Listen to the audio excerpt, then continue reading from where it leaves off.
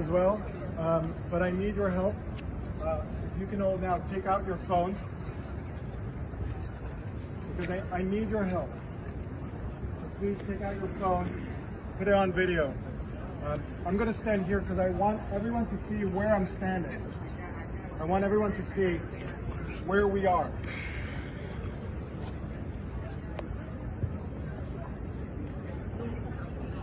Okay. So everyone, please take out your phones because I want this message to get to every parent who sent their kids to Columbia University and trusted their kids and their children's safety with us. I want this message to get to every parent in America who sent their kids to NYU, to Harvard, to Stanford, to Berkeley. And I want you to know one thing: we cannot protect your child. And I'm not saying this as a professor. I should introduce myself. My name is Shai Davidai. I am a professor at Columbia Business School. I am Israeli. But before all of that, I am a dad. I have 2 beautiful children. And I'm talking to you, I'm speaking to you as a dad. And I want you to know, we cannot protect your children from pro-terror student organizations because the president of Columbia University will not speak out against pro-terror student organizations, because the president of Harvard University, because the president of Stanford, because the president of Berkeley, they will not speak out against pro-terror student organizations. Last Saturday, 14 U.S. citizens were kidnapped into Gaza with 200 other Israeli, French, German, and other nationalities. 14 citizens of the U.S. are right now kidnapped in Gaza. And yet the president of the university is giving her support to pro-terror student organizations. I have an amazing 7-year-old son. Every night before I tuck him to sleep, we read a chapter of Harry Potter. And yet, to the students, to the pro-terror student organizations at Columbia, my 7-year-old son is a legitimate target of resistance just because he's Israeli. I have a 2-year-old daughter, a feisty 2-year-old daughter. She has 2 songs that are her favorite: Baby Shark and Shake It Off by Taylor Swift. And yet, to the pro-terror student organizations on campus here and at Harvard and at NYU and at Stanford and at Berkeley and at Northwestern, my 2-year-old daughter is a legitimate target of resistance. That is what they are selling. You are allowed to murder and kidnap my 2-year-old daughter in the name of resistance. And none of the presidents of universities all around the country are willing to take a stand. This is what cowards do. And I'll name it now. President Minouche Shafik of Columbia University, you are a coward. Because if President Biden can come up and say, no, this is unacceptable, this is inhumane, and if Eric Adams, the mayor of New York City, is able to say, this is not okay, then where are you, President Shafik of Columbia University? We are waiting for you to eradicate all pro-terror student organizations from campus. Last week, we had thousands of students chanting pro-terror songs that are sung right now in Iraq, in Libya, in Yemen, in Afghanistan.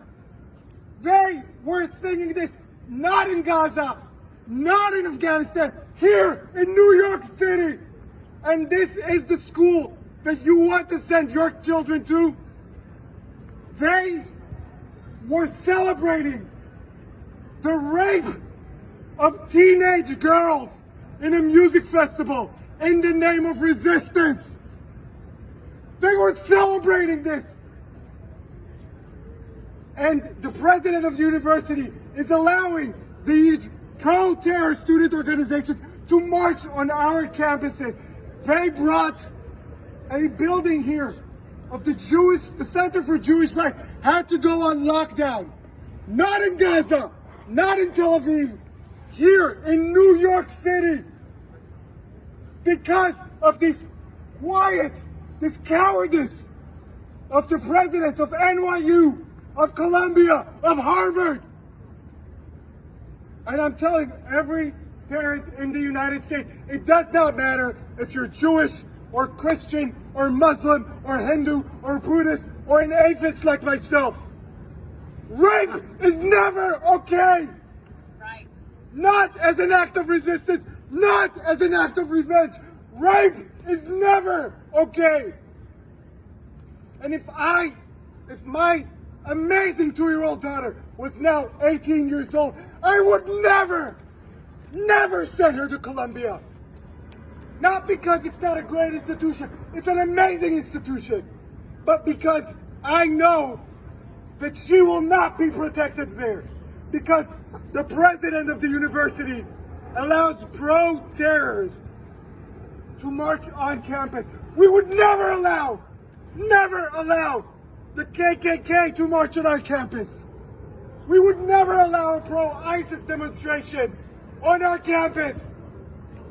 Can you imagine in the city that had to endure 9/11, the worst attack on American soil? Can you imagine that here we have pro-terror student organizations? So what I want you to do now is I want you to go on social media. I want you to put this video online. I want this to get to every parent, every concerned mom, every concerned dad in around the United States. And I want you all tomorrow morning to call your kids' college, your kids' university, and ask them one simple question. Will you protect my child from pro-terror student organizations? And if your kid is not yet in college, but you are a concerned parent or a concerned grandparent, I want you to call your senator, your representative in Congress, your governor, your mayor, and I want you to ask them, are the colleges in my city, in my state, who are funded by taxpayers' money, are they harboring pro-terror student organizations? Because kidnapping 9-month-old babies is never okay. Rape is never okay.